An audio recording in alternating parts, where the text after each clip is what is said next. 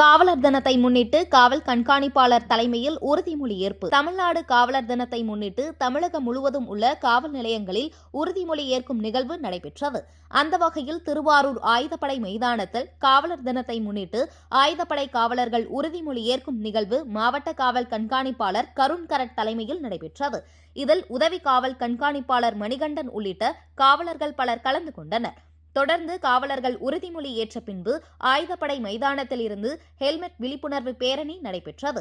இதனை மாவட்ட காவல் கண்காணிப்பாளர் கருண் கரட் துவக்கி வைத்தார். இந்த விழிப்புணர்வு பேரணியில் காவலர்கள் இருசக்கர வாகனத்தில் தலைக்கவசங்கள் அணிந்து பொதுமக்களுக்கு தலைக்கவசம் குறித்த விழிப்புணர்வை ஏற்படுத்தும் விதமாக ஆயுதப்படை மைதானத்தில் இருந்து விளமல் புதிய பேருந்து நிலையம் வழியாக ரயில்வே மேம்பாலம் வரை சுமார் 3 கிலோமீட்டர் தூரம் சென்றனர். மேலும் இந்த வருடம் வாகன விபத்தில் உயிரிழந்த 4 காவலர்களின் குடும்பங்களுக்கு காவலர் தினத்தை முன்னிட்டு அந்தந்த உட்கோட்டத்தை சேர்ந்த துணை காவல் கண்காணிப்பாளர் நேரில் சென்று அவர்களது திருவுருவ படத்திற்கு மாலை அணிவித்து மரியாதை செலுத்தினர். மேலும் இந்த வருடம் வாகன விபத்தில் உயிரிழந்த 4 காவலர்களின் குடும்பங்களுக்கு காவலர் தினத்தை முன்னிட்டு அந்தந்த உட்கோட்டத்தை சேர்ந்த துணை காவல் கண்காணிப்பாளர் நேரில் சென்று அவர்களது திருவுருவ படத்திற்கு மாலை அணிவித்து மரியாதை செலுத்தி அஞ்சலி செலுத்தும் நிகழ்வு நடைபெற உள்ளது என்றும் மாவட்ட காவல் கண்காணிப்பாளர் கருண் கரட் தெரிவித்துள்ளார்.